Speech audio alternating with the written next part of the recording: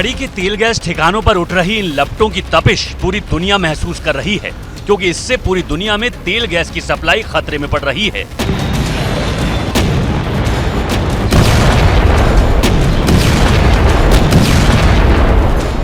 एक तरफ Hormuz strait से तेल गैस जहाजों की आवाजाही बंद है,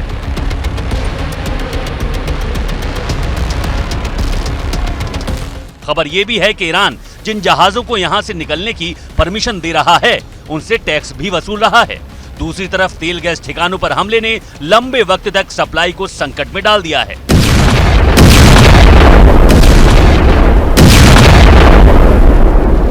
अमेरिका लगातार ईरान को हॉर्मुज स्ट्रेट खोलने की धमकी दे रहा है।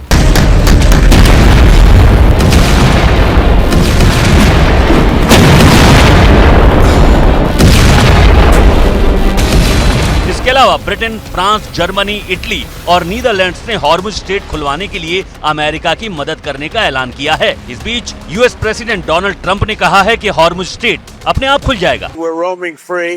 From a military standpoint, all they're doing is clogging up the strait.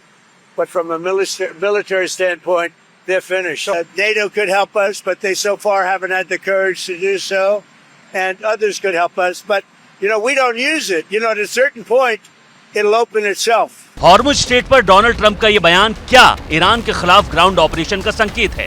क्योंकि एक तरफ ट्रंप ने ये बयान दिया, दूसरी तरफ अमेरिका ने खाड़ी देशों में अपने मरीन्स की तैनाती शुरू कर दी है। पहले से ही पश्चिम एशिया में अमेरिका के 50,000 से ज्यादा सैनिक मौजूद हैं।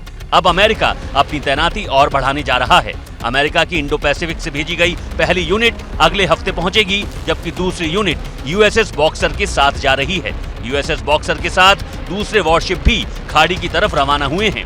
ये शिप मरीन्स को समुद्र से जमीन पर ऑपरेशन में मदद कर सकते हैं। अमेरिकी अधिकारी के मुताबिक ये यूनिट सैन डिएगो में अमेरिका के पश्चिम तट से अपने शेड्यूल से 3 हफ्ते पहले रवाना हुई है।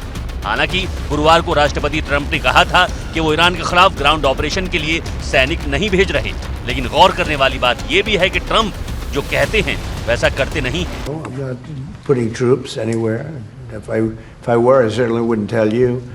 But I'm not putting troops, and we will do whatever is necessary to keep the price. दरअसल मौजूदा वक्त में अमेरिका का फोकस हॉर्मुज स्ट्रेट खुलवाना है। इसके लिए डोनाल्ड ट्रंप ईरान के खार्ग द्वीप पर कब्जा करने की कोशिश कर रहे हैं।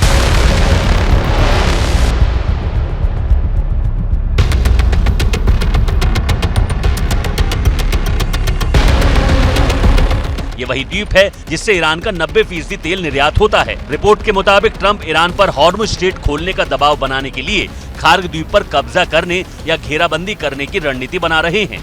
फारस की खाड़ी में होने की वजह से इसकी लोकेशन काफी रणनीतिक है।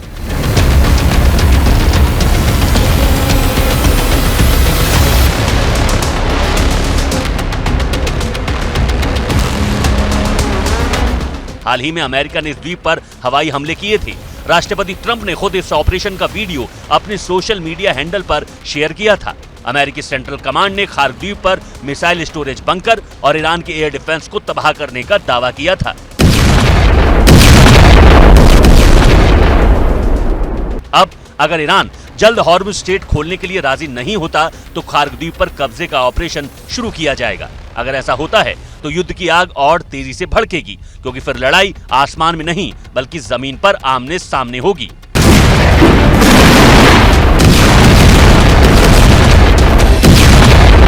ईरान का 90% तेल खार्ग द्वीप से ही निर्यात होता है और अमेरिका को लग रहा है कि अगर खार्ग द्वीप पे कब्जा कर लिया जाए तो ईरान पे इतना दबाव आएगा कि ईरान युद्ध विराम के लिए मान जाएगा। और ये अमेरिका को लग रहा है कि होर्मुज का ये विकल्प है, लेकिन ईरान इसे कभी होने नहीं देगा, क्योंकि ईरान ने खार्ग द्वीप की रक्षा के लिए बहुत पुख्ता इंतजाम कर रखे हैं और ईरान का जो समुद्री तट है उस पे जगह जगह पे उसने अपनी सेना को तैनात कर रखा है। यदि अमेरिका खार्ग द्वीप पे कब्जा कर भी लेता है तो वो होर्मुज का विकल्प नहीं होगा, क्योंकि ईरान तब भी होर्मुज की खाड़ी में से जाने वाले पानी के जहाजों को बर्बाद करता रहेगा, नष्ट करता रहेगा। ये दुनिया के लिए साफ और स्पष्ट संदेश है कि जो भी देश ईरान के खिलाफ खड़े होंगे, ईरान उनके शेयरों में बर्बादी ला सकता है। हालांकि इस रणनीति को अंजाम तक पहुंचाने में अमेरिका के सामने काफी जोखिम भी हो सकता है, क्योंकि इस ऑपरेशन में अमेरिकी सैनिकों की जान को खतरा हो सकता है।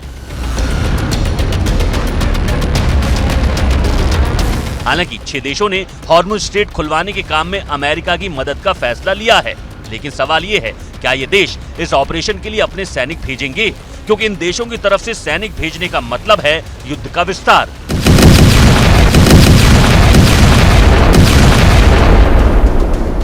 क्योंकि इससे ईरान इन देशों की युद्ध में एंट्री मानेगा और इनके खिलाफ हमले शुरू करेगा। वैसे भी ईरान के विदेश मंत्री अब्बास अरागची ने ब्रिटेन को धमकी दी है, क्योंकि ब्रिटेन ने अपने सैन्य बेस अमेरिका को इस्तेमाल करने की मंजूरी दी है। इस बीच कुछ देश अपने स्तर पर भी हॉर्मुज स्ट्रेट से अपने जहाजों की आवाजाही को लेकर बात कर रहे हैं। जापान के जहाजों को हॉर्मुज स्ट्रेट से गुजरने के लिए बातचीत शुरू हो गई है। खुद ईरान के विदेश मंत्री अरागची ने यह बात कही है कि तेहरान जापान के जहाजों को रास्ता देने के लिए तैयार है। अरागची ने खुद जापान की न्यूज एजेंसी क्यूडो को एक फोन के इंटरव्यू में ये बात कही है।